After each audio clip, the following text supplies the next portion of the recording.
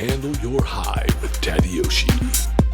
All right, welcome to the show, my friend. Welcome. Hey, today I have Jake Kelfer on the show. You've written a couple books, and I'm guilty. I have not read the books, but you have two books, right?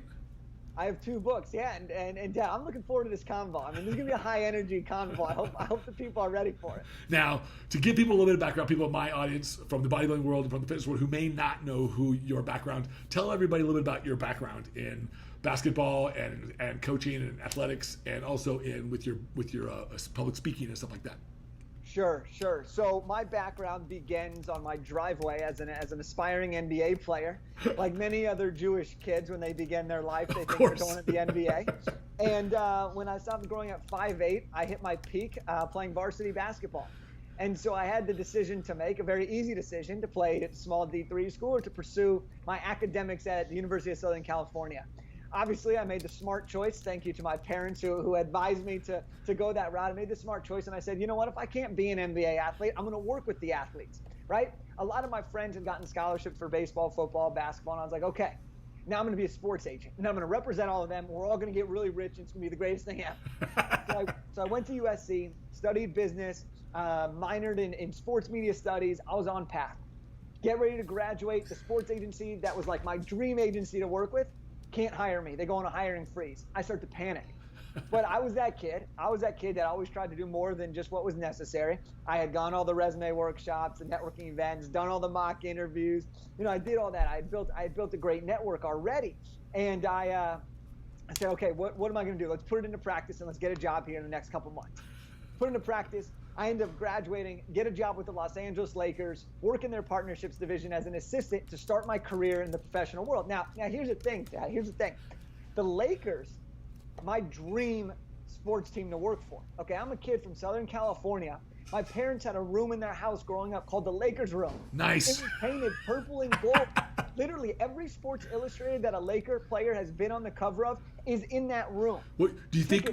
You think maybe you were programmed from an early age? Yes, I've been programmed to love USC and the Lakers since I was born. There are only two sets of colors that I've ever known growing up. I had Lakers colors and I had USC colors. That was it. Okay. So now they offer me a chance to work for the team. It also happens to be Kobe Bryant's final NBA season. Now, talk about a serendipitous moment. I'm like, look, it doesn't matter what I want to do with my life. It's Kobe's last season. I'm working for the team. Like, you don't say no to that opportunity. Now, I get with the team. I start having these incredible experiences, and I'm going to share a story in the time we have together about perfect. Jerry West, okay? We're going to get to that point, but I want to keep the journey and the timeline rolling here. So I work for the team in corporate partnerships, and it's great, but I realized that the thing I loved most about it was being able to give people an incredible experience, to be able to help people and see them click, to see that smile happen, to see that experience. So what was your job there? Yeah. So I did that, and my job as the corporate partnerships assistant was I got to pick all the contestants for the halftime contest. I got to pick them for like special meet and greets. I got to bring the brand partners to like the suites and meet Jerry West, or to do shoot arounds on the court post game with like Jordan Clarkson and Julius Randle and D'Angelo Russell. And it was awesome, right? And here I am, like, this is my first time on Staples Center court. It's so cool, and I got to give people like just a lifetime experience, right? And some of these people, they've saved all their money to watch Kobe in his final year, and I get to pick them to do a contest. I mean, that was a transformational experience. Wow. So I realized that, and I love this experience, and it got me to think. It got me to ask myself two questions, and these two questions have put me on a trajectory that I could have never imagined happening at the age that it happened at. I asked myself, what do I know, and how can I help people? Because I knew that in order to help somebody, I had to be able to solve a problem. And I only knew that I could solve a problem, something that I already knew about. So what did I know a lot about? I knew a lot about how to get a good job. I knew a lot about how to network. I knew a lot about how to get a dream internship. So I started writing blog posts. It going well, realized nobody wants to read blog posts. And then a mentor of mine says, Jake, you need to turn this into a book. So every day I would drive to the Lakers office, get there early, work on this book. And at the end of the Lakers season, Kobe retires, I retire, and I launched my first book called Elevate Beyond. And that was all about how to design, how to discover your passion and stand out in the job market. And the whole premise of that was to create a way for me to help my younger brother and all my fraternity brothers and all the Sports Business Association kids an opportunity to be able to save them time and increase their output in the job market. And that led to speaking. And over the last 4 and 5 years, I've evolved that into speaking all over the country, working with different education systems, working with businesses. We're coaching individual entrepreneurs and freedom seekers. I've written a second book called Elevate Your Network, which is all about building relationships because, as we'll dive into, I believe in the power of people. I believe that we're in the business of people, and relationships are the greatest thing that we can have in our life. And throughout this journey, I've been able to create a secondary NBA combine to help players achieve their dream of playing professional basketball. I read in your bio you created a combine. Created a combine because, as you can tell, like I want to push myself to the limits of what I'm capable of and what society is willing to accept. And so for me, the combine was my way of getting back into the sports world. I still wanted to be an agent. So I said, what better way to be an agent than to make agents my customers and to provide a service for their players? And I was like, I'm going to be 24 years old. I'm going to know 100 different agents. I'm going to know every NBA team, and I'm going to know all the national media outlets. And that's what we did, is I put on a combine to help the secondary prospects raise their draft stock. So we put them through 3-on-3 scrimmages, workouts, team interviews, vertical jumping, all types of, different types of tests to help them achieve their dream of playing pro ball. And so when it comes down to it, at the end of the day, what I'm here to do is I'm here to elevate people to achieve their personal definition of success. And that's been the journey. That's a little bit of, the beginning of the roots on the driveway to now where we're at, on the podcast, having a great time. Oh, cool. Well, that's an awesome story. And so, like, when did you leave working for the Lakers? So I worked for them for 1 season. Okay. I was a one and done, as they say. That's okay. There's nothing wrong with that, right? Nothing wrong with that. I mean, for me, it was a great blessing that I ended up leaving the team after that year. What was your this is just a side question, but what was one of your more notable or your most notable reflections on your interactions with working with a team like the Lakers? Maybe it's a personal experience with one of the players. I don't know. But what was your most treasured experience? I'll give you one of my more fun experiences, then I'll give you the transformational experience. Okay. So my fun experience was, one of the big parts of corporate partnerships is there's a lot of community service events. And so a lot of players will come to those community service events, and we had a dodgeball game. Nice. And normally we aren't really supposed to interact or play, but this time it was like I had to get in. I had to get in on the action because my competitive juices were just flowing. And so I get in, and there's a bunch of youth, right? It's a youth event to like help with their exercise. And we got Larry Nance Jr. playing. We're trying to get these kids to be more active. So all the players, a couple players jump in the game, and of course I jumped in the game as well. And the kids are getting out, but then it turns into like this battle between like the assistant, me as the assistant, against some of the guys. And they're jumping up, and we're going after it. We're sweating, we're dripping, and we're just pumped up. And so that was like a fun experience, right? Has nothing to do with the progression of my life. I hope you guys videoed it and put it on the Ocho, right? Yeah, ESPN ate the Ocho, baby. I mean, we even had Lance Armstrong talking. We had Cotton and all the announcers. Like, it was great. And so that was like a fun experience, right? That's a memorable experience, and it was cool to be a part of that with the guys, right? Some of the guys at the time. And then the transformational experience, and this was something that, I'll tell this story as often as I possibly can because it's so powerful, is I was, like I said, one of my jobs was to pick the contestants. So there was one day, just like every other day, I'm picking the contestants, and I'm about to bring them down the elevator, okay? Because now they get to go down to the elevator onto the court, so that we bring them onto the court to participate in whatever contest it was at the time. Now, this elevator is not available to the public, but as the door starts to close, a hand pops in. Okay, the door starts to open, and in walks Jerry West.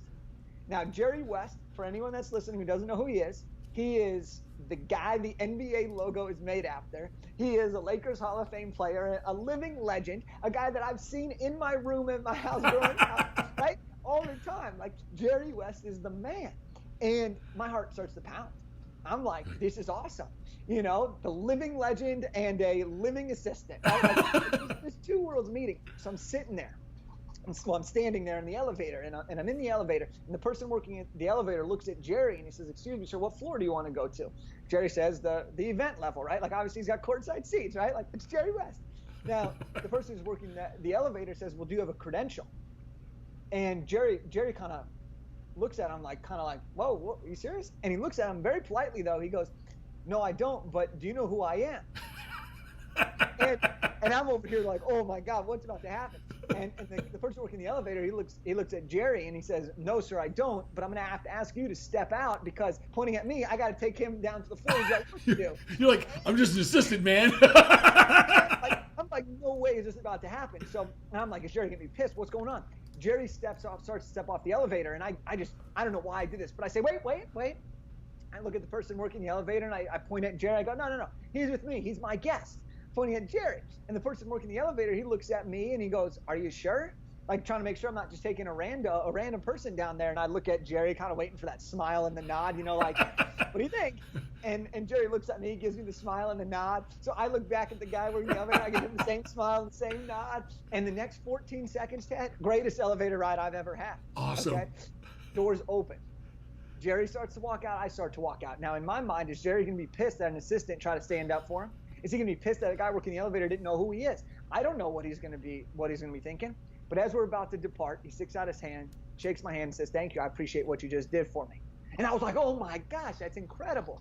But here's what the power of the story is in that moment, I realized that people are just people. It doesn't matter how rich you are. It doesn't matter how famous you are. It doesn't matter, your religious preferences. It doesn't matter any of that stuff. How rich you are, none of that stuff matters. What matters is that we are all just people. And we all have the same basic desires. And in that moment, Jerry West made me feel like $1,000,000. He made me feel like the most important person in the room. And so from that moment, I realized that that's how I needed to make other people feel. Because too often in our life, we spend so much time trying to get from A to B that we forget about experiencing A to the full potential. We forget about experiencing the relationship we have with the person right in front of us because we're focused on what we have to do next. And so every interaction that I have, I try to make it have that same feeling where the person walks away being like, "Yes, that was awesome. Like, let's do it again." And that's how you build these relationships that change lives and build businesses and turn into empires. So that's the Jerry West story, most transformational, and it's changed the way I live my life. Wow, that's a pretty cool story. Actually, I like stories like that because it makes people real. Yeah. But also, I mean, I'm fairly well known in the industry that I work in. I've been in it for like 35 years, and I also judge. I'm a professional judge for the show. So when I go to shows, a lot of people will know me. They'll stop me and say hi. But there's been an occasion where I get jilted or something, and I'm like, and I try to keep my ego way out of the shit because I don't really. I remember that time for many years where I was nobody, man. Nobody of nobodies, right?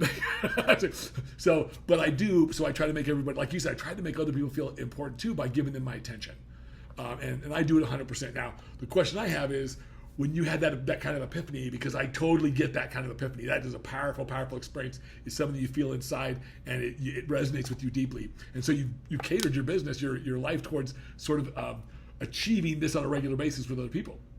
But when I look at like the book you've written, like Elevate Your Network for Success, so to speak, and it connotates. I haven't read the book, so I don't know the key points, but it connotates that everyone's got a network, whether it be social media, but specifically social media, for instance. How do you make people feel special there? Because it's a very, very sort of there's a lot of criticisms with social media because it's not a real world.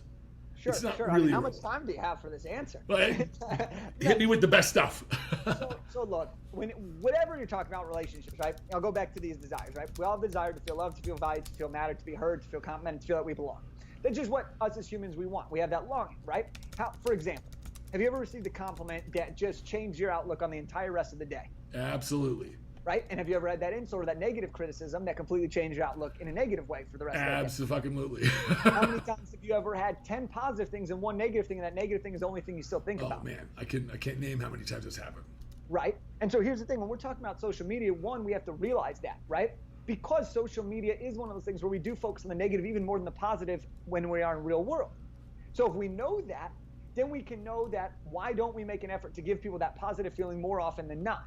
And that's in the form of commenting on their social posts. It's in the form of uplifting people. It's in the form of sharing the right content, because we can do all these things for free and make somebody else feel good. Now, here's the best part about social media is we all have our own platform, meaning everyone has their own voice. You get to entirely control what you do on that platform.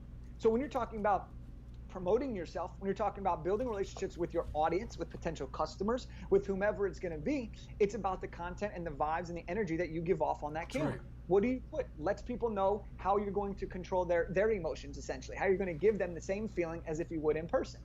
Your body language still resonates when you're on camera, right? So those are some of the things like from the very beginning.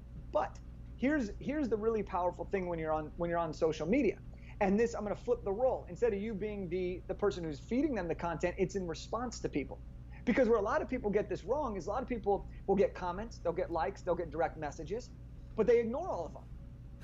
It takes you literally 30 seconds to respond to someone, especially if you have influence in your industry or in your life, or you think you are an expert of something and people are responding based off what you're teaching. If you take that 1 second to interact with them, they will become a lifelong fan. Yeah. Like that experience I had with Jerry West in person, I will always talk positively about Jerry West because of that interaction. On social media, anytime someone responds to you, respond back to them. It takes no effort, no time. Just do it, because it changes the way people feel about you, and it also makes them feel that they're heard and seen. I was listening to someone, I can't remember who said this, and it was somebody who was talking about, using your social media networks to monetize it and stuff like that. And they were saying all you really need, I can't remember who it was somebody big. Anyways, it might even have been, I don't know. Anyways, he said that all you really need is 100 raving fans.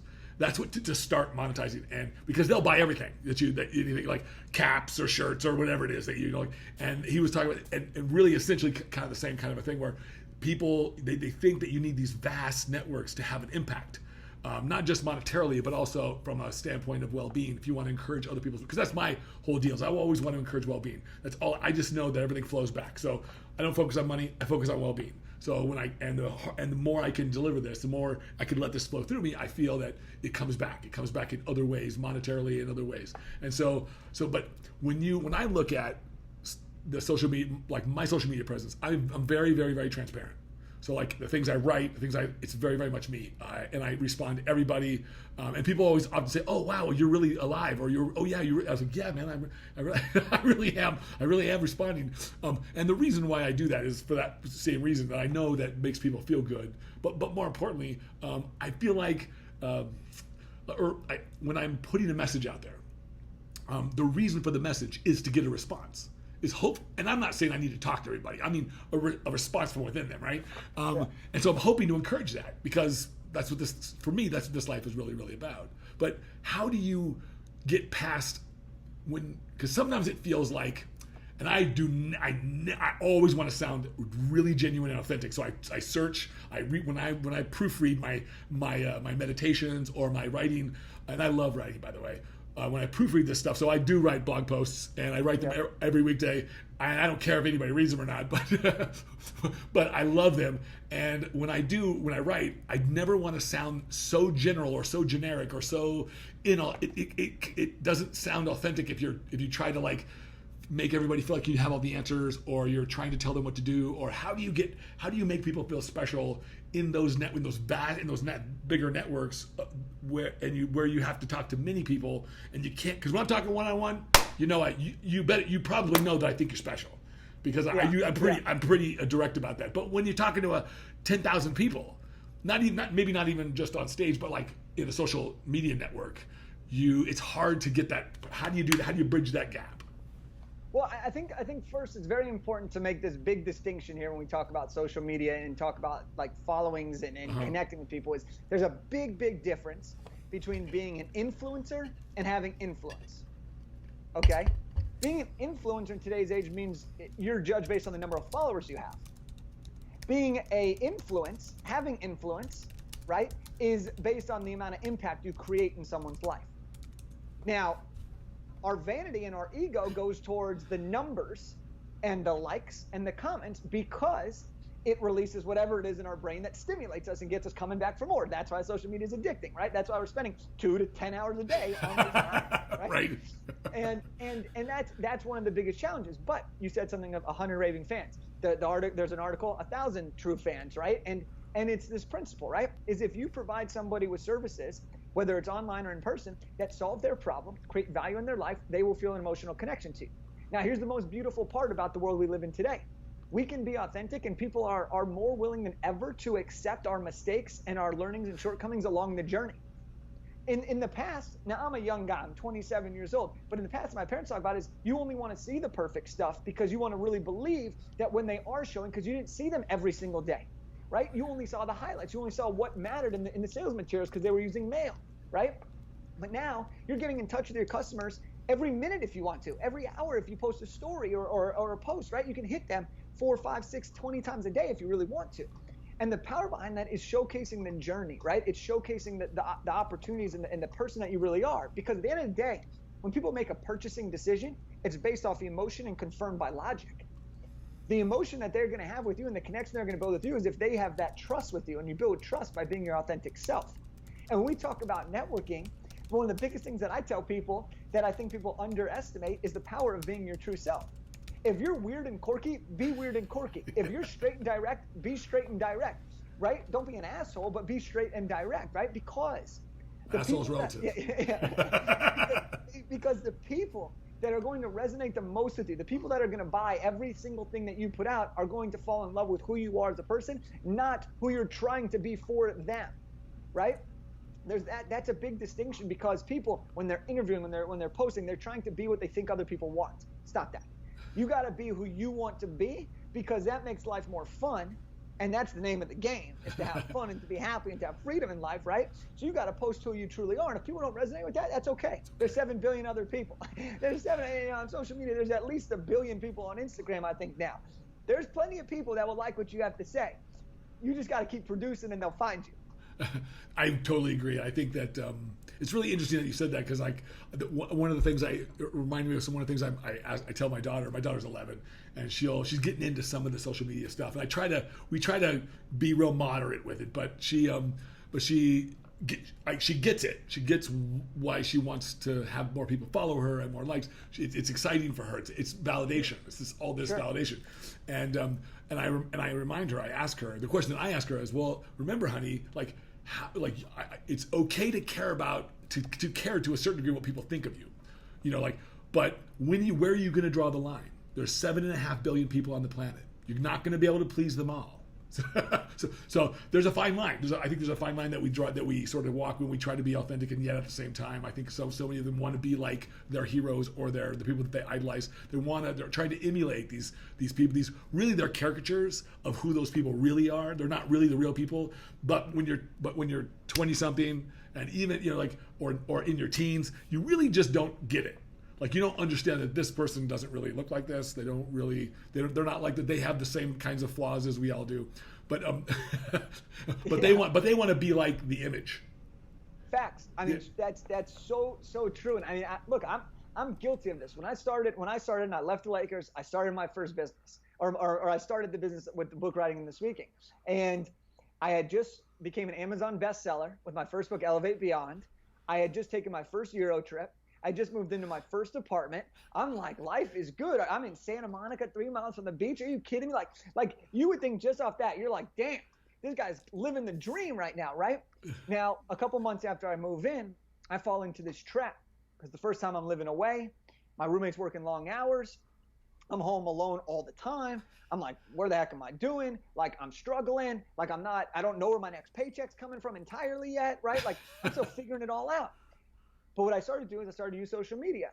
The problem is I wasn't where I needed to be from a headspace mentally. I wasn't where I needed to be with the relationship with myself to be able to handle what I was about to go through, which was I started to compare myself and what I was doing based off what it looked like other people were doing, based off these vacations that other people were posting about, based on their jobs that these people love to have. Meanwhile, I'm over here trying to create the life that I've always wanted to live. But at the time, it wasn't as pretty or as glamorous as what other people were showing on social media, right? And it kind of like put me in this state of like, why don't I just go do what they're doing? They seem to be having like the greatest life ever. But I kept reminding myself, like, my chapter 1 is not the same as their chapter 1.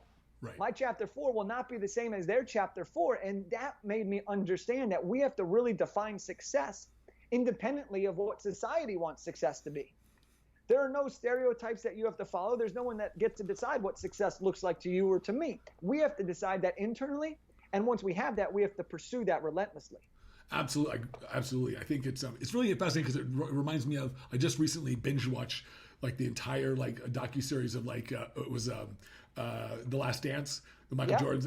I'm like, if you can't fucking be inspired by this shit, I don't know what kind of person you are. Like, to me, it was like incredibly. I watched it twice, the whole docuseries twice, because I was so inspired by it. And but what stuck out to me was, and I just wrote an article about this just yesterday, and it's like, winning isn't the point. And I make this, and I coach athletes in the fitness world, in the bodybuilding world, and also other professional athletes. And I try to make this point very clear that winning is a consequence. Now this is my language. This is the way I see it. But I firmly believe that winning is a consequence. But if you focus too hard on winning, if all your tunnel vision is focused just on winning, then you're never really finding that joy until you win. And you're not always winning. No one's always winning, right?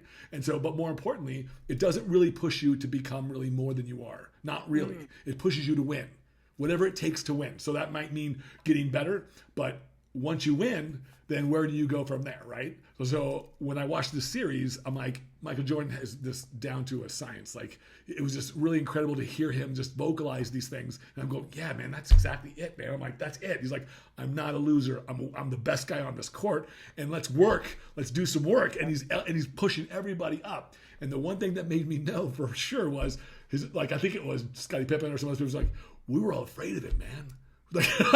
Like, he just, because he's had so much energy, so much of that sort of mana, that you just can't get around, and that comes from up here and in here. Yeah. It doesn't come from So I always tell people, man, the secret to success is falling in love with the work. When you fall in love with the work, then it doesn't matter. Everything else. Then those destinations you want to get to, those successes that you want, those trophies, those whatever it is, they're just consequences. They're just gonna happen. But if you're just focused on the destinations, man, that journey's a rough one. Yeah. It's a rough one, It's a real rough one. Well, and putting it as simple as possible is, on your last breath, you're lying in bed, you're about to move on. If you want to think back and regret and look back and be like, damn, I wish I would have done this. I wish I would have done that.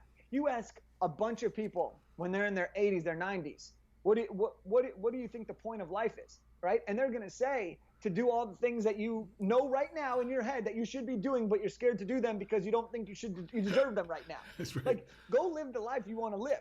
Do the things you want to do. And if you want to live a better lifestyle, figure out a way to make that happen, because we're all capable of it. Absolutely. The only limitations we're putting on, you talk about Michael, the only limitations we're putting on is what's in going on, right? Exactly. The only limitations are the one we put on ourselves. Those are the limiting beliefs that stop us from creating the life we always want. And I just think about it as like this. Very simply, I say you need to pursue success relentlessly. And I love the word relentless because it's an unwavering desire to move forward, right? Relentless at all costs. Pursue success relentlessly while at the same time enjoy the journey. Because then when you reach that success, it just propels you to a higher level. It doesn't serve as what you're saying, right? Is that consequence, like what you're striving for, right? You're going to just another mountain, and the mountains keep getting bigger. As a matter of fact, and it becomes more fun. Well, there's also another piece of this where I was cruising around last weekend, and I think I saw, I can't remember which streaming network it was on, but it was a news docu. It wasn't a series. It was just a single episode, but it had Michael Phelps in it. It had several other Olympic athletes, and there is a syndrome. I studied exercise science in college, and I remember I was talking about this, that especially Olympic level athletes, but this goes true for any athlete who retires or comes out of the limelight. When they finish, they go through big depression. And they have a hard time with dealing with the rest of their life because they don't know what to do. They're totally confused about where they go from here because their whole life has been in the pursuit of this goal, this thing, this destination. And then when they get to the destination, they're like, what do I do now? And Nadia Comaneci, like all these really famous people who won gold medals and did all these great things and who looked like they had all their shit together, went through major depression, major issues right afterwards until they redefined who they were, what their journey was all about, what their goals were. What when you hear that kind of stuff, what do you think of? I mean, I think you said it really well, to be honest, right? Because look, your whole life, especially as an athlete, you have an identity, and the identity is the athlete. And then once that sport is taken away from you, that identity also goes with you. For a lot of athletes, their identity goes with how their career goes. And one of my best friends, he played college basketball, and he was one of the guys originally that I thought I was going to be representing. And his journey took an interesting toll with injuries, but he wrote his master's thesis on identity as an athlete. And it's an amazing thing when you really break it down from an athlete or a person. But whatever identity that you go through and you commit a lot of time to, you become that person, right? In any endeavor in life. And when that endeavor has been reached, or when that target has been acquired, well, then you have to replenish, rethink, reevaluate, right? But that's why it's so important to find enjoyment in the pursuit of creating that identity. Why it's important to find the joy in the ups and the downs of life. Because when you can have wins and losses, when you can have wins and losses in the game of life, but more wins than losses, you're going to have a great life, right? A great life is not just about finishing and being like, oh, that was a great life. A great life is by having a lot of great days. Right. And by having a lot of great days, it means you need to do small things every single day that turn into wins. You need to feed your mind with the right information, your body with the right fuel, your heart with the right love, the people, like all these things fit into that. And that's how you create that dream identity, right? You talk about I am statements, right? You talk about these visualization, the manifestation, right? You got to believe that shit. You got to do that shit and practice it and take the action that comes with that to get to where you want to go and to be who you want to be so that you can enjoy this thing we call life. When you worked for the Lakers and as you're doing these combines and you see some of these athletes, whether they be professional athletes or up and coming athletes hoping to be professional athletes, when you see them as a person who's been working in the industry and someone who is sort of what I would consider an expert at some of this kind of mindset stuff, because I can spot out who I know this guy's going to be on fire. I know he's like, but can you kind of tell which kind of athletes are going to really struggle, or which ones are really have something, not just in their physical skills. I'm talking about what's going on up here. Yeah, you can see. I mean, look, you take it back to when you're 5 years old, when you're 10 years old, trying to figure out any sport. Who's the person that's working after hours? Who's the person that's asking questions? Who's the person that's listening to what the coach has to say? I don't care how old you are, what level you are. That's going to improve your game. That's going to improve your likelihood of being wanted. It's going to improve your likelihood of being renewed for a contract. It goes back to the most simple things that change everything, right? And when I look at our combine, we only get access to the guys for about 48 hours or so while they're with us. So we don't have a ton of time where we're getting to know them and taking them through tons of programs. But every year we see guys come through, and every year we see guys that are given opportunities because of the character that they are, because of the character that they have, because of the work ethic that they're willing to put in. And that is the differentiating factor when it comes down to who's the last guy in our draft spot, who's the last guy in our two-way contract, who's the last guy for our G League roster. Everything goes back to, sure, you got to have the talent. But guess what? In life, a lot of people have a lot of great talent. That's right. You got to figure something else out that's going to differentiate you. And part of that's your attitude. Part of that's your viewpoint. Part of that's how you react to people. Part of that's how you listen. One of the most underrated skill sets in communication and connection in anything is the ability to ask great questions and the ability to be an incredible listener. Those two skills will take your life to new heights if you master those skills, guaranteed. And athletes who are coachable, athletes who ask questions, are the ones that can improve their game or can be perceived as players who have more potential, right? Because when people are willing to ask you more questions, right, you feel good about yourself. Okay, let's dive into this real quick. As a coach, right? Let's say somebody asks you questions, they want to learn. You immediately want to give them more time and want them to succeed more. Absolutely, I get excited. You get excited because they're giving you what you need, which is like, I feel wanted, I feel needed. Well, they're telling me something really big about who they are. They're saying exactly. They're identifying weaknesses, or they're identifying problems, and they're wanting solutions. They're opening themselves That's up right. to receive. Exactly. And look, any coach, any person that wants to make an impact or a difference, you're willing to give, right? And when someone opens their heart and says, I want you to be the one that gives me this gift, oh, get ready for it. Sign me up. Like, I'll give you the disc. I'll give you freebie. Like, whatever. Like, you fire it up. You get so excited about that. And so I think it's the same thing. Like, anytime a student asks a teacher a question on the first day, they're immediately more favorable in that teacher's mind. That's just the way us as humans play. Unless you're a judge, you will always have some form of emotional state towards somebody else. Even as a judge too. and judges too, but they're biased, right? They're supposed to be biased, supposed to be neutral. But in life, we really aren't neutral as people. right? When possible. someone makes you feel good, you're immediately wanting to reciprocate that feeling to them. Right? And so when I think about how people sometimes get what they want, or how people get to build better relationships, it starts by that simple base, right? Asking great questions. And then you couple that with being a good listener. Oh my goodness. Now you've reciprocated it twice to that person. You've opened the loop, and now you're closing the loop. You open the loop with the question, you close the loop by the listening. Woo! Yeah, we could go deeper in this, man, but this is what it takes to succeed, as an individual in the game of life. I 100% agree. That's a hard skill, though. Listening and asking good questions. These are two skills that go hand in hand, but they're very difficult for many people. And I know it took me many years to slowly but surely, and I continue to develop this skill as well. Man, part of it has to do with the fact that I'm an identical twin, and when I grew up, my brother and I, we were latchkey kids. So we're at home and we're doing our thing, doing our thing, and we play with each other most of the time. And so when I wanted to get a point across, I just spoke louder. It's like, and so I remember my grandmother would come home or something, and they'd say, "Why are you boys yelling at each other?" And we never perceived that. So later in life, when I would get married and all these other things, my ex-wife and stuff would say, "Oh, you don't have to yell at me." I said, "Honey, if I was yelling at you, you'd know it." I said, "Because this isn't yelling. This is me being passionate about what the fuck I'm saying."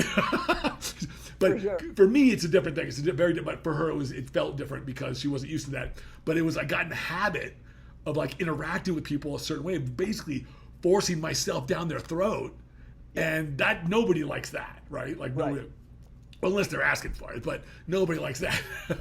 My brother and I didn't care. We have unconditional love, man.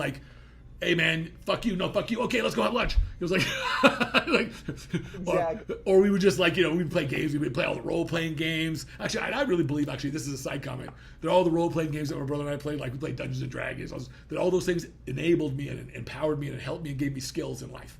It gave me skills to look inward, to create different worlds up here that I want to manifest out here. It made all the difference in the world. So anyway, that's just a side comment.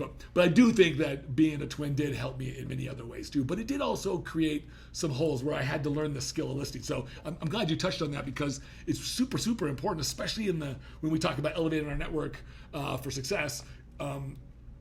Part of the equation that I almost never hear people talk about is that piece. It's like being a good listener and asking good questions, because it always seems to be geared towards giving information. Right. And let me dive into this, because people listening might be saying, well, how do I become a better listener? Right? Maybe people are like, oh, I'm open to this, but sure, it sounds great in principle, but talk to me about how it's actually done, right? And so when we listen, right, we tend to listen, and before that person is done with their comment or their thought, we're ready and already formulating our response in our mind of what to say back, right? Or waiting for our turn to talk. Hence why we forget people's names 3 seconds after they say it, right? Because you're already thinking about what you're going to ask them next. Oh my God, I'm so guilty of that shit. We all are. I mean, even me, and I consciously think about this, right? But we have to be aware that this exists. Otherwise, we won't ever know this, right? Once you're aware of this, then you can start to take a second to pause. Now, for me, as you can tell, I'm a talker. I'm gonna go. I'm an energetic guy. But you have to be still. It's like what John Wood said: be quick but don't hurry, right? You got to be quick on what you can respond with, but you can't be in a hurry to make your point the most important point. You got to listen for sure. Now, in terms of listening, you got to listen with the intent to understand, not with the intent to respond. That's big. It's big. The intent to respond is not necessarily meaning you agree with them, but the intent to listen and understand does not mean that you agree with them. What it means is that you're willing to validate what they have to say. So this comes from my mom, and I learned this from my mom. She's a graduate school social work professor, clinical psychologist. She's one of the greatest ladies in the world. I got a great mom myself, so I get it. And I've been in trouble plenty of times because I wasn't listening. So I attribute all this to her. But here's the thing: is whenever someone's talking, you don't have to agree with them. You don't have to agree with them. That's fine. But what you don't do is you don't be disrespectful in response back. And what you do, though, is you validate to understand. Okay? And when you validate what they're saying, now you've allowed them to know that you've heard and processed the information that they're saying. therefore allowing your response to be taken more appreciatively. So be more receptive to it. So when you say validate to understand, give everyone an example of how that might play out in a conversation. Okay, so let's just say, let's take your winning as consequence then. Okay, at first didn't know where you were going with that. Right? Because it's a unique perspective, and like you said, you talk about it, you wrote about the blog post, like clearly you're passionate about this, and I sense that. Now, if you're listening to respond, my first response may be just straight back about winning consequence, like, and I may not have listened to like really understand what you meant by that. But instead what I did was I try to hear what you had to say. I wasn't trying to think of how I'm going to respond to it, but instead I try to understand and listen to really what you were saying. And then I tried to repeat it and use it in my example of how I were to elaborate on it further. To imitate. And you could run back the clip, and I think that's how it's going to come out, right? But that's what it means with an intent to understand. Is you process the information, and then by validating it, in a way you can literally repeat their information. A big part of sales is by repeating what they're seemingly saying. If you can repeat them, it's showing them that you understand their actual problem, therefore making your solution more obvious to them, right? And so that's what I mean by when you listen to understand and to validate versus the intent to respond. It's about processing the information and then responding, right? And you go one step further. In terms of active listening. Most people think you just listen. Active listening, you do a great job of this. Active listening is all about your body language. It's all about doing the cues and the nonverbals that extend beyond the word, right? Because when we break down communication, 55% of how we communicate is our body language, right? And so when you talk about body language, like I'm blessed to have these big bushy eyebrows. Like I'm blessed, but it wasn't always that way. Let me tell you, it wasn't always that way. But my eyebrows have become one of my best communicators. Oh, because really? when you're talking, and you'll notice this now, is my eyebrows are going to go up, not to like overdo anything, but you just notice them. When I'm interested in what you're saying, or when I'm validating it, my eyebrows go up and it shows more excitement.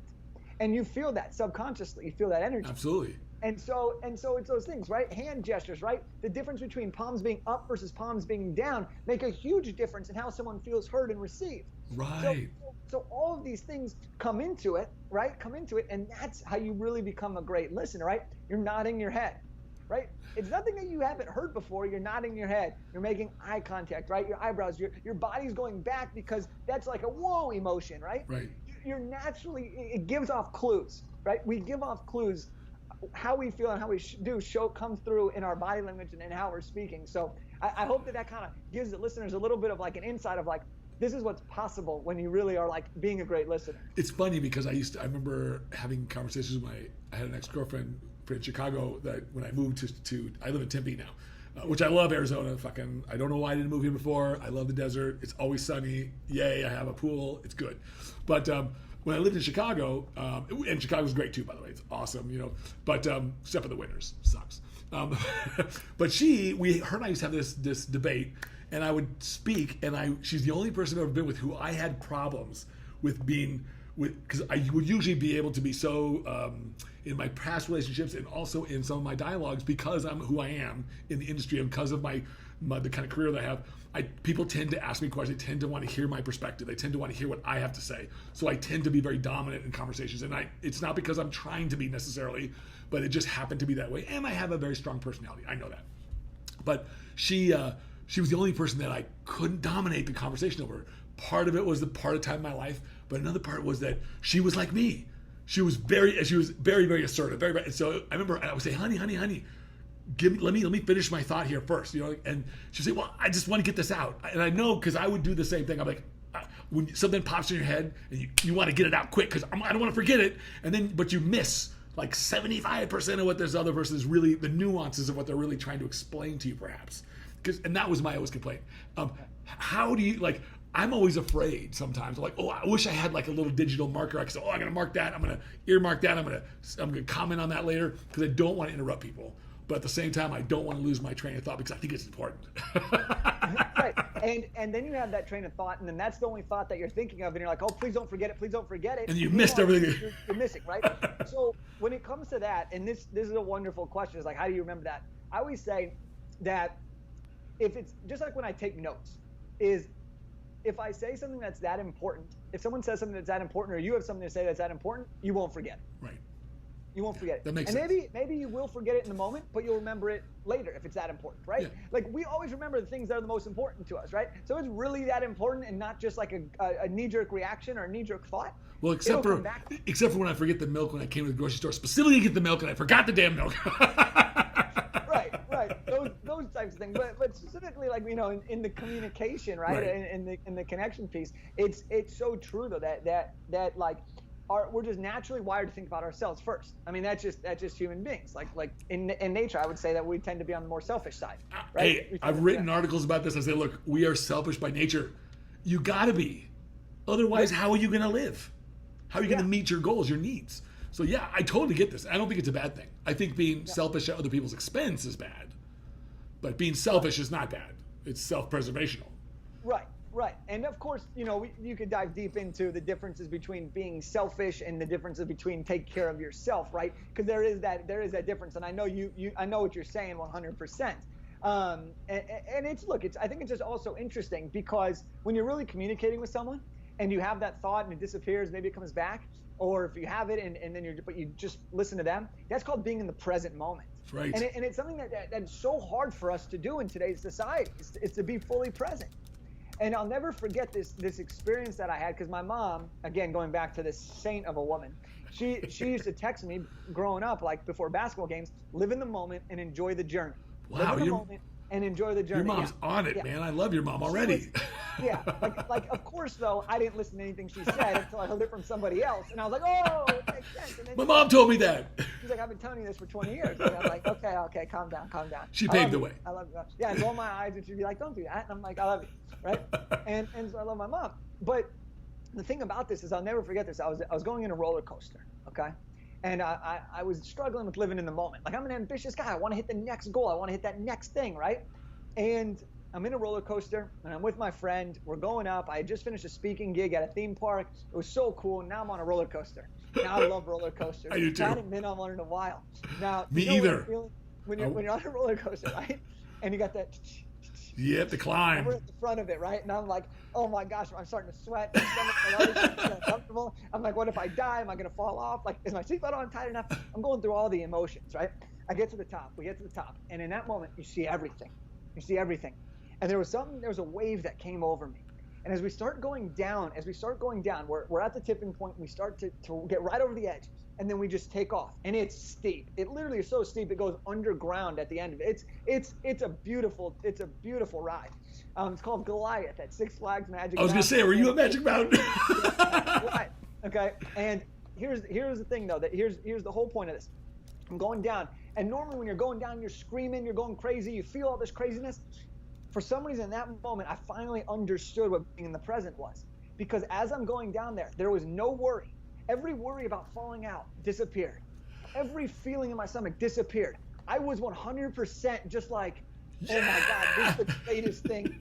Like, I was so present, and it's so hard to explain this feeling. So I've tried to tell the story, and some are like, that's bliss. And I'm like, maybe it's bliss. I don't care what it is. But that was unbelievable. And I go down this roller coaster, and the rest of the roller coaster, I'm like, oh my God, that was great.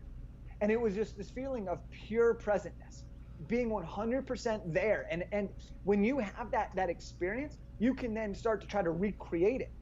And you can start to recreate in your conversations. And the next thing you know, 45 minutes are gone. But it was amazing, right? And you think about like flow state. Like, think about when you get into like an incredible workout, right? All of a sudden, an hour later, you're like, no way. Like, I just crushed that. And you were just flowing. You were feeling it, right? It's because you're not thinking about anything else. Time doesn't exist. In the moment. Yeah. Time doesn't exist. And that is a place to strive to be in, because that's how you can really enjoy it. But your results will be better, leading you to the success that you desire in the first place. It reminds me when you were talking about this presence, because I study a lot on presence. I love Eckhart Tolle and some of his ideas. I'm sure you read his stuff, but he talks a lot about presence and about 2.5 years ago, I had like a big epiphany moment in my life when I'd been studying this stuff for years, but more intensely the last probably 6-7 years since my divorce, my second divorce, but about 2.5 years ago, I came across some stuff. I don't know if it was Eckhart Tolle or something, but I came across this idea that it could have been Wayne Dyer. It might have been Wayne Dyer who said something, and and that was resonant with this, and it essentially said that joy and all these wonderful, wonderful feelings that I'm always focused on, joy and excitement and love and all these things, they only exist in the present moment. They don't actually exist in the past or the future. You may have had an experience that was joyful. You may be looking forward to an experience that could be joyful, but the only way to experience it is in the present moment. So if you're not present, then you're going to miss many, many of those wonderful moments. And it just hit me like a lightning rod. And I'm like, I got to be present. Yeah. I can't be looking forward to stuff all the time, and I can't be looking backwards at stuff anytime. I mean, it's okay to at times like reflect back and go, oh yeah, that was great, or look forward, I can't wait for that. But when you live there, like I know people that live in the future or they live in the past, and those are not great places, I think, to really live for large periods of time, because then you miss that those, like you said, you could get on a roller coaster ride and miss the whole ride. Yeah. Like, but that is one of the hardest things in life, right? Like this is one of the hardest things to experience. And if everybody was fully able to be in the present, society would look a lot different than it currently does, right? Like that's just the truth. But it's amazing when you've put in the work and you've seen the change. And in anything that we do in life,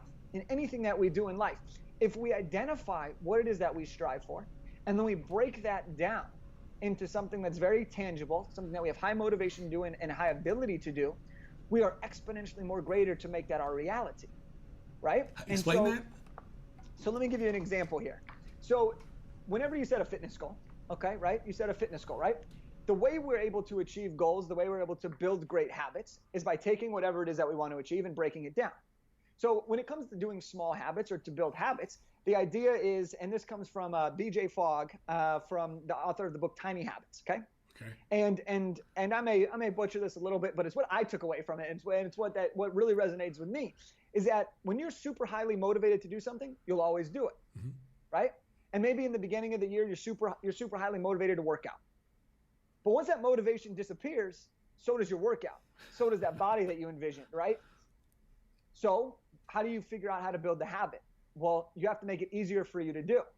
When a habit becomes easier to do, you're more likely to repeat it because it's possible. When something's super challenging, you're like, oh God, that's going to be so hard. I'm going to have to exert a ton of work and I still might not even be able to do it. So you have to have, if your motivation isn't high, your ability has to be high, right? And your ability is by making things easier to do. So maybe if you're like, God, I want to get to the gym, and you don't start at running a half marathon. I'm going to give you 2 examples of how I did this during this time period of running a half marathon and doing 500 pull-ups in 5 hours. I'm going to give you an example. Now, I still don't got the biceps like you, but I'm going to tell you this in a second. The idea is that you got to make it easier for you to do. The easier you make something to do, the more likely you're able to do it. Therefore, more likely you're going to come back and doing it more. And then you have to set yourself up by the context, by the prompt, right? So if you want to work out, you're probably not going to work out right after you ate a big meal. So don't schedule your workouts right after you make a big meal, right? But if you have a specific set of routines that you're already doing, where does it best fit, right? Or maybe you have that alarm at 2:30 in the afternoon that says workout time. You have one at 2:45. It's still workout time. That reminder is going to prompt you to doing it. And you're going to add it to something that you're already doing it, therefore making it easier to do. And then your motivation will also increase because you're seeing the results, right? And that's how you build this. So you take goals, for example, and how this all makes sense. Okay, so a couple months ago, I was reading a David Goggins book, Can't Hurt Me. Yeah. Now David Goggins is a crazy dude. Dude, he's insane, right? He's insane. Well, I admire the dude. Totally admire the dude. Yeah, and so I'm reading the book, and he's talking about breaking the 24-hour pull-up record, and I'm like, oh man, this guy's unreal. And I'm like, I'm a fit guy, but like I want something that's going to challenge me. I want to test my limits here. So I get up and I talk to my friend, and we're having a couple of beers, and we're like, he had run a half marathon, and I was like, dude, I'm gonna run a half marathon. Now, up to this point, I hadn't run more than 3 miles at a singular time in years, probably in my whole life. Like 3 miles was like the farthest I've gone. Now I run a mile a day. It was something that I just added to my morning routine. Whatever, that's not the point. And I was like, okay, we're doing it in 2 weeks. Now, once we set that, I was like, okay, this is great. I'll do a little training. I'll get it. But I also realized, like, okay, now in 2 weeks, I'm going to put on social media. I'm going to have all these people that want me to do it. I'm going to do it with him. I'm going to be accountable. Like, it's almost making it too easy, I felt, in a weird way. And I was like, no, you know what? Like, I need to prove myself that I can just do it, that there's no other reason to do it other than the sake that I'm saying I'm capable of doing this. So I get up a Sunday morning. I think I'm going to just run 5 miles. I was like, okay, I'm going to run 5 miles at the 10-minute pace because like I wanted to start practicing for this half marathon. And then as I start running, I call my friend and I'm like, dude, it's on. I'm doing it. Now, I didn't bring my water. My phone battery was on 10%. I didn't eat breakfast that morning. I don't got the right shoes, but I just go for it. And 2 hours later, I got 13.1. I return home and I pass out. Like, not like literally pass out, but like I sit on the couch and I'm like, woo, my legs are stiff.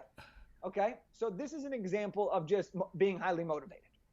My motivation took me to the promised land because I needed to show myself what I'm capable of, which when you think about it, we're always capable of more than we're currently doing. Right. That's just how we operate. We can always do more, right? You can always hold your breath for a longer amount of time. You can always probably hit that next 5 pounds. You can always do that extra rep, right? And so for me, getting to the half marathon was purely based off of my motivation to wanting to do it. A couple days go by, I'm a little sore, but I'm feeling good. A couple more days go by, and all of a sudden, my feet are killing me. I'm telling you, like, I couldn't walk. And it was like the bottom of my foot, and I was like, oh my gosh, like this is brutal. I thought I was gonna die. Not literally die, but like I thought like I wasn't gonna be able to work out for a while. Couldn't exercise for like 2 weeks. And it was weird because it came on like a week later. And I was like, damn. But it was just because didn't have the right shoes, ran 13 miles on pavement, like just didn't do anything right to prepare myself for this. Okay? That's the half marathon. That's the story of the half marathon. But I was proud of myself. So then I said, what's another challenge that I can do? As I said, I was reading David Goggins' book. You don't read his book if you're looking for challenges, man. That dude's doing like 1,000 push-ups and stuff. So exactly. And so he was doing the 24-hour pull-up challenge or whatever it was to set the world record. He broke the record on that, yeah. Yeah, I was like, look, I'm not crazy, and I'm not spending 24 hours straight doing pull-ups. Like that, I don't want to do that. But I will do 500 pull-ups in 5 hours. I was like, that will challenge me. It'll test me. That means you can't let go of the bar, right? So no. So 500 pull-ups, you just need to complete 500 in 5 hours. Okay. Just complete 500 in 5 hours, right? And it's a doable thing. It's definitely doable.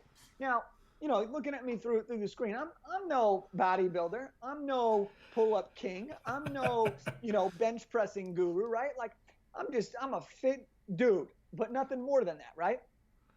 This time though, instead of just trying to do 500 pull-ups in 5 hours, I broke it down over the course of the next 3 weeks. So my motivation was high because I loved the challenge. It enticed me. But my ability to do it at that point was not high. So I had to break it down. And this is what we talk about when we talk about goal setting and breaking it down into achievable small action steps. Small action breeds big results.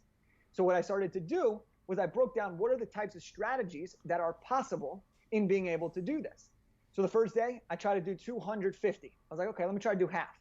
I did 250, but I did sets of 10 every 5 or 6 minutes because that was the pace I would need to do.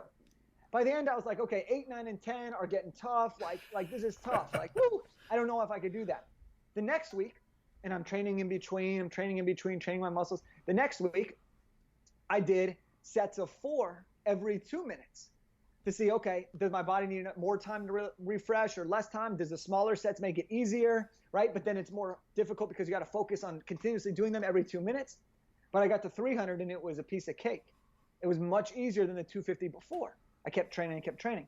By the time it was the day of, I had a strategy, which was to do 4 every 2 minutes for 4 hours and 12 minutes or 13 minutes, and that would get me to 500. If I needed to take breathers or extend it longer, I had 45 minutes of excess time to help me achieve that goal. So I had the strategy. Now I believed it was possible. I also made sure that I had the right entertainment system to take me through 4 hours. So I queued up 2 great movies on my Netflix that were just going to keep me motivated, inspired. A movie called Never Back Down. You may have seen it. Okay. Oh, well, if you haven't seen it, every time I watch that movie, I start working out. Like, it's just great. It just fires me up. For me, man. A guy who's just training and fighting. Like, you probably love it, man. For me, the movie that always motivates me is Rudy. Yeah. I don't know why, man. I just fucking love this movie. I always cry at the fucking movie. Yeah. I'm like, and so I get to the day. I have the right hydration. I know when I'm going to take my food, what snack I'm going to eat. I know what I'm going to watch. I've done the prep work. I'm ready to go. All that I have to do is now execute. Of course, execute flawlessly. We get it done 500 in 4 hours and 13 minutes. Boom. No soreness the next day. I feel like a champion. I'm moving on. When you think about all that, the half marathon versus the 500 pull-ups in 5 hours, one could argue one's harder, easier than another, depending on who you are and what your body's like and what you've been training for, right? But for me, it was all about breaking it down into small steps, small actions.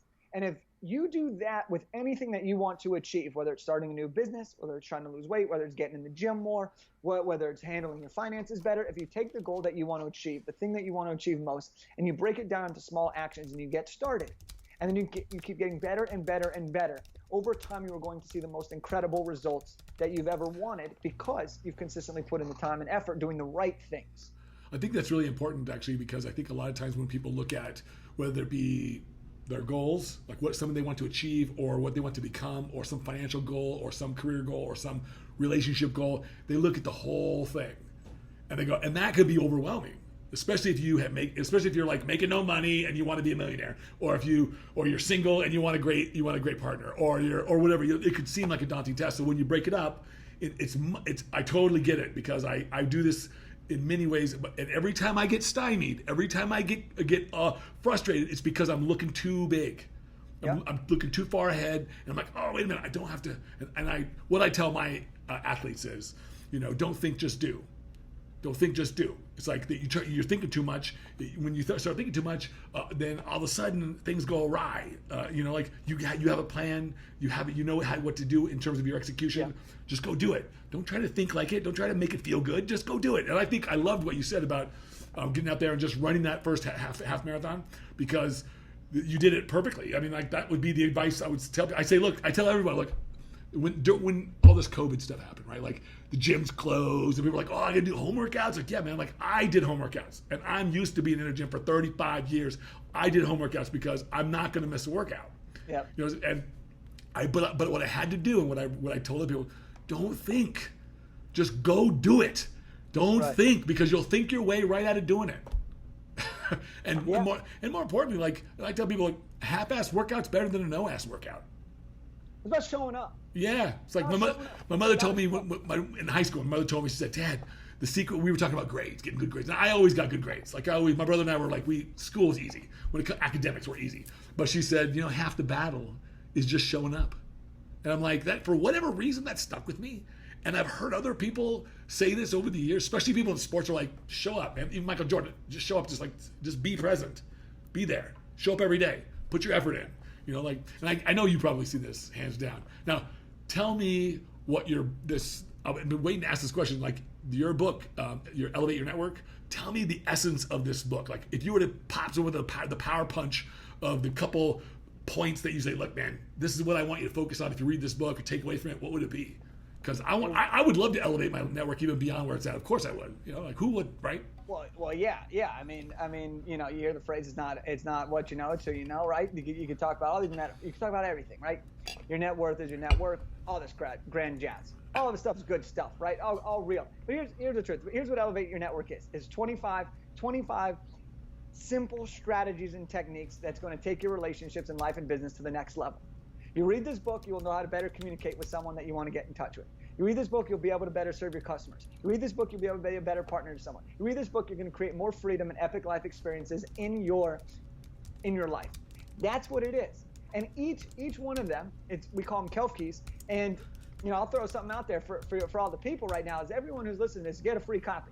Get a free copy. All you got to do is just cover the shipping on it. But you get a free copy. And when you get that free copy, it comes with a 25-day Elevate Your Network challenge. And the whole point of it, this, the book and the challenge and anything that comes with it, is I want to help you better your connection so that you can live the life you always wanted to live. Because I believe that we are in the business of people. I love we that. Are in the business of people, and too often we get so focused, and this kind of is like the theme of this conversation is we're not in the present, right? And I'll give you this example here. It's like we get so focused in our business, in our life, focusing on what we're trying to achieve, that we forget to focus on who's going to help us get there, or who's going to be a part of that journey. And let me tell you this, I've never met somebody who's gone on a date without somebody else. What do you mean? No one's ever gone on a romantic date without someone else. You can't go on a date with sure. just yourself. Yeah. Right? You get by yourself. You can't do it by yourself. It's not a date. That's called being stood up, or that's called having a. I mean, I guess you could, right? But that's a little pretentious, maybe. yeah, right. Like, I'm on a date with myself. Hey, can you give me some privacy, please? I'm on a date with myself here. But I've never met anybody that has a business with no customers. Right. I've never met anybody that's learned something that didn't have a mentor. I've never met anybody that's made the progress they want to make in their life without another human being. And that's what Elevating Your Network that's the true essence of elevating your network, is able to build these relationships and knowing how to specifically do that.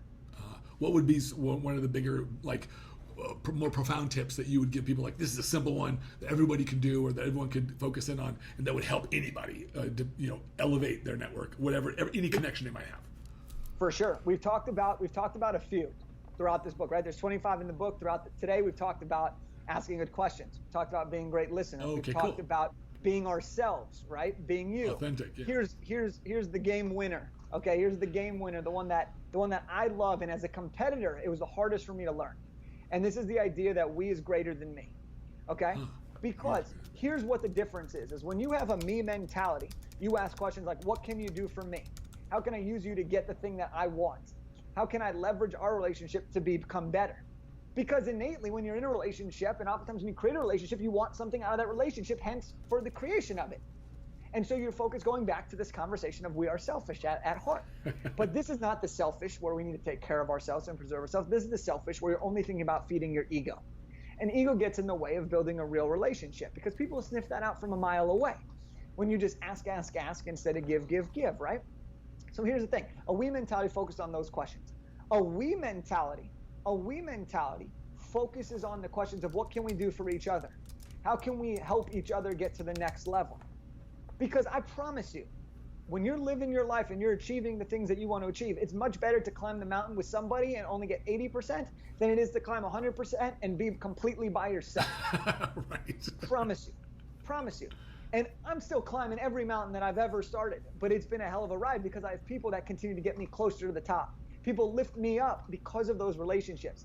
And a we mentality is focused on that. Now, let me give you an example here of a cool exercise. Now, we're on video right now, and your listeners can be able to see this. So we're going to have everyone do an exercise right now. And if you're only listening to the audio, you can still do it by yourself at home or in your car, wherever. Actually, don't do it in your car because you get the point. So go ahead and take your hands, and you're going to put them in the shape. You see this M? Put this down by your waist. Okay? Everyone, if you're listening, you put your hand in the shape of an M with your two thumbs being the point of the M, and you put it down by your waist. Now, this represents a me mentality. As you go through life, you can do incredible things by yourself. You start to raise your arms, okay? Start to raise your arms. And you start to have great success in life. You can do a lot of things with a me mentality, but at a certain point, you raise your arms as high as you can, you get stuck. You gotta flip it. You get stuck. But the minute you change that from a me mentality and flip it over and it becomes a we mentality, so that M turns into a W, now raise your hands and see how high you can go. Oh, I like that. I like that. Because you've just taken yourself to that next level with the power of a relationship. And that's what we do in our coaching program called Elite Elevation. It's called Elite Elevation Business by Connection, because we are in the business of people, and how we grow is through these relationships with our customers, with our colleagues, with what we call our 1-2 steppers, with our mentors. That's how you grow. And I hope that one, that we versus me, like that's one that I love to share with people, because it always it's a visual cue. And it just triggers, and you're like, I get it. It makes sense. So that's one that I think is just like a powerhouse tip. That's awesome. I love that. But I like the term the we mentality, because I've often talked about it in terms of social change and stuff. I think, we got to stop thinking about I and more think about more like we, a global, more of a global perspective on everything, economics, on politics, everything. We got to start thinking globally, and what that really means in my book is a we. We got to start thinking in terms of a we, because the only way that I'm gonna win is if we all win. Right. I mean, truly win.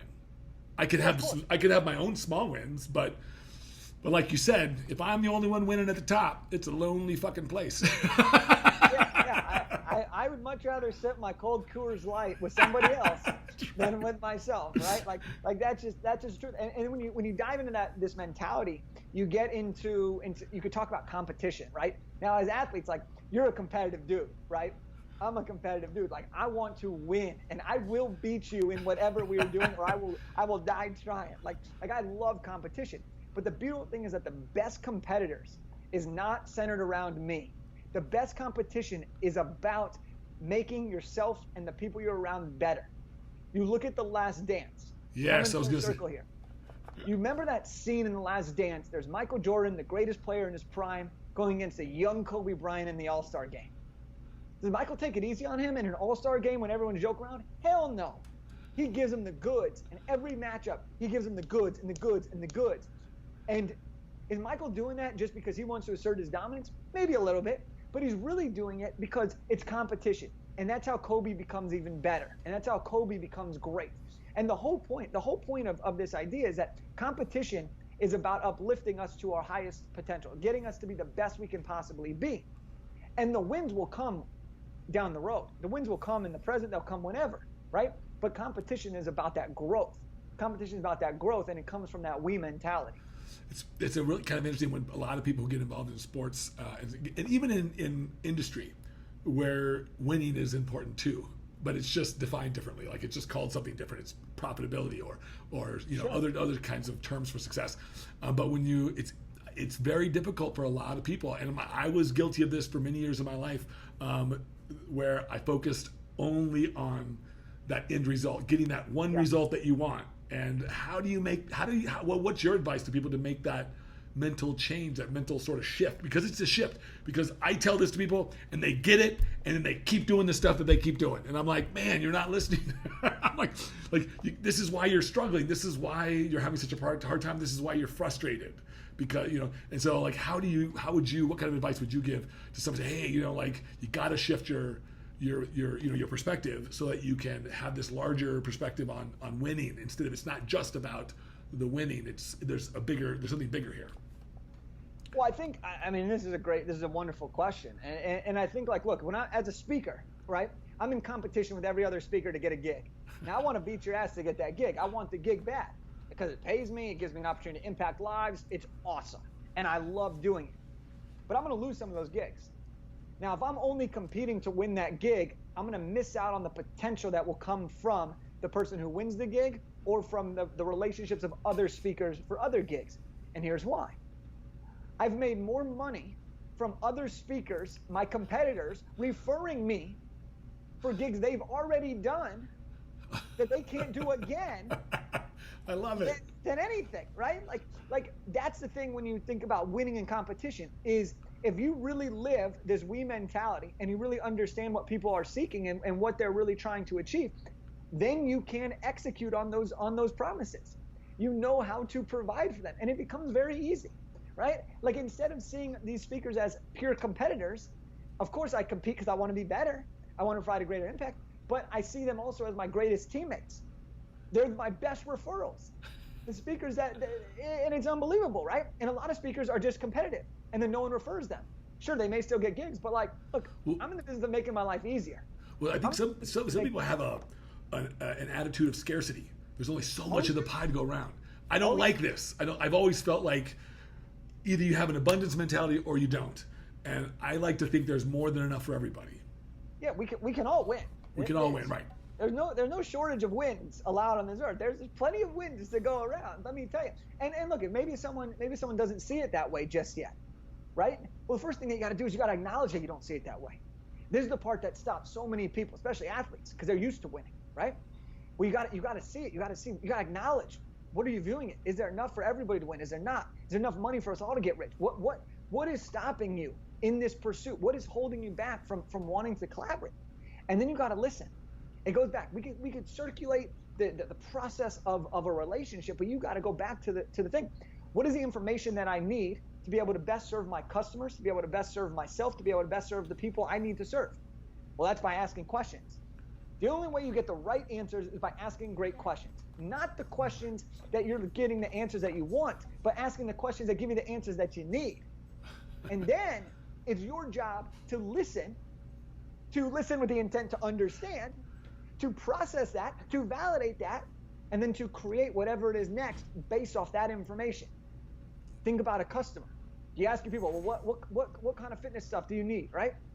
You ask them the right questions, right? What are your challenges? What are you struggling with? Okay, now you get the challenges. Okay, I hear that's what you're struggling with. How can we really help? Okay, and you start thinking, right? You've listened, you've validated. Oh, by the way, we have this new thing coming up that's going to help you do X, Y, and Z, which is exactly their challenge. You got the answer you needed. You created the right product and the right service. Therefore, your offer spot on, and you start to convert. Simple thing with customers. And then you continue to build that relationship. You execute because you're great at what you do, provide their transformation. They're going to tell everybody and their moms about you because your work is so incredible. And then you have a never-ending cycle. Then you start to help people take it to the next level by sharing them with other gyms, other workouts, collaborating with different partners, sharing different things. And now you're building a network where everything's fun. There's plenty to go around. Everyone's having a great time. And we're living a life that we're proud to be living. So that's how it all comes around. I love it. I love it, man. I love it. How do people get a hold of your books? Yeah, the best way is to follow me on social media. Instagram is my go-to right now, at Jake Kelfer. My website is jakekelfer.com. And on both of those, you can just, on my Instagram, just go to the link in the bio, and it'll say, get a free copy of Elevate Your Network. Just click it, and just cover the small shipping fee, and you'll have one at your doorstep in no time. I'm going to put these. Now, as you notice, I probably type away here and I type these notes from our conversation so I can put them in the comments section of the of all my posts for this particular episode. So I put that in there so people can go to your at Jake Kelfer on Instagram and jakekelfer.com, where they can directly go to your website right there. I took a look at your website. It's pretty cool. You have a really great quote. We talked about it from Boise State coach. I called you reminiscent of like the Stephen Curry of public speaking of some sort. And I am a big Stephen Curry fan. I don't really keep track of basketball too much, but I do love excellence in athletics in any sport, but specifically basketball, because I grew up in the era of Michael Jordan and all these people. Of course, you can't. It's hard not to, But I do really, really, really like Stephen Curry. I think he's got a tremendous work ethic.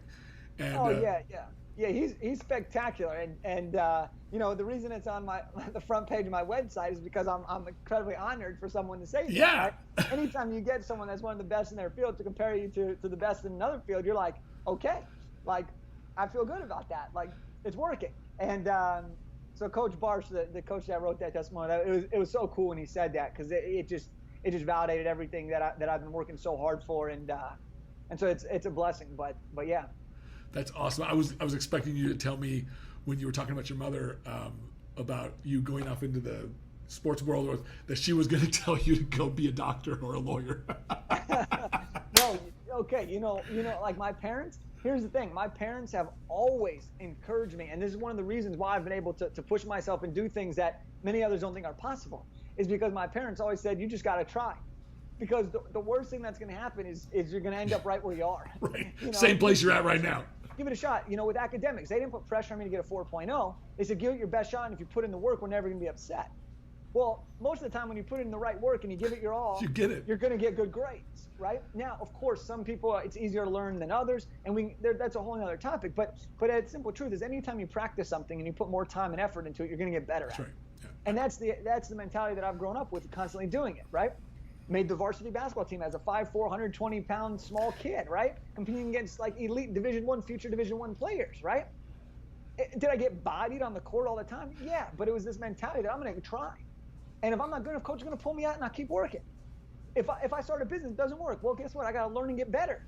Clearly, if you want to get to the next level, whatever it is, you got to find that and keep trying. So I owe it to my mom's always said that type of stuff. Inspire me, but they never pushed me to be a doctor or a lawyer. Now, would they have been proud of me? Yeah, they would have been proud of me. They're still pretty proud of me right now. So that's an amazing thing. Your mom sounds like an incredible person. She reminds me of my mother, because my mother was very similar throughout my life, just giving me these little golden gems that that later in life, at the time I was like, okay, mom, right. But then later in life, they come back and they hit you like a sledgehammer. You're like, oh my gosh, like this is so accurate. Like I need to listen to this. So I definitely resonate with me. Well, man, I want to have you come back and come on the show again. I know you got some. We're at the 1.22 mark, 1 hour and 22. But thank you so much for taking the time, Jake. I really appreciate it. I feel like I just met a new best friend today, man. Yeah, man, I've had a blast. I mean, there's been a lot of smiles. There's been a lot of good stuff. I hope the listeners really enjoy this, and I hope they're able to start acting on some of the stuff that we talked about, because we got pretty deep. So I appreciate you for asking great questions, and this was an unbelievable conversation. Oh well, man, my pleasure, man. Thank you for being here, and I appreciate your time. And I'll put some of these things down in the notes so people will see how to get the book. Free copy of the book if they pay for the shipping, which is easy. And I would love to get a copy of the book too as well. Yeah. I'd love. You have 2 books. You said the first one was. What's the distinction between the 2 books? What's the topic on the first book? Yeah. So the first book is called Elevate Beyond: How to Discover Your Passion, Stand Out in Your Job Market. Okay. So it's definitely tailored towards younger demographic, first starting out in their career.